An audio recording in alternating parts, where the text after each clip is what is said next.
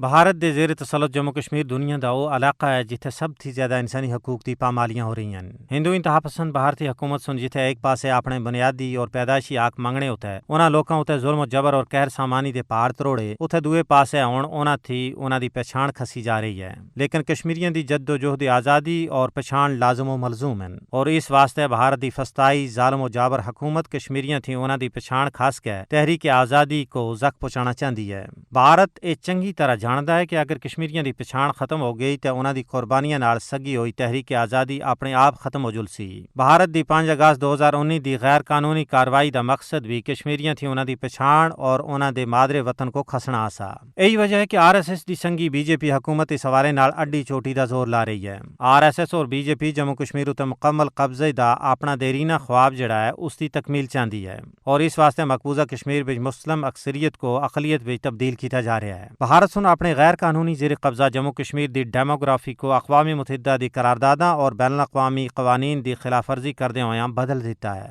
اور جموں کشمیر وچ قبل از اسلام ہندو تہذیب آنن واسطے تیجڑ وچ کام کیتا جا رہا ہے، بلکہ کشمیریاں دا ثقافتی لباس فیرن جڑا انہاں دی خاص پہچان ہے اس اتے بھی پابندی لینا چاہتا ہے۔ مودی دے 5 اگست 2019 دے جموں کشمیر دی خصوصی حیثیت دی منسوخی دا یک طرفہ قدم واسطے ترقی اور امن دا خواب پیش کیتا گیا سا، لیکن اس دے برعکس کشمیریاں دے رے سے جمہوری سیاسی اور مذہبی حقوق بھی خاص کے کشمیر بھی صحافت دا گال کھوٹ دیتا گیا ہے۔ بھارت سن کشمیریاں تھی انہاں دی ذمہ آئین اور چنڈا کھسیا، اور ہن انہاں دی زبان اور پہچان کھسی جا رہی ہے۔ انسانی حقوق دے عالمی ادارے دی یہ ذمہ داری بنتی ہے کہ وہ کشمیریاں کو انہاں دا حق دوالنا واسطے آواز چاون تاکہ انسانیت کو تاراج ہونے تھی بچایا جا سکے۔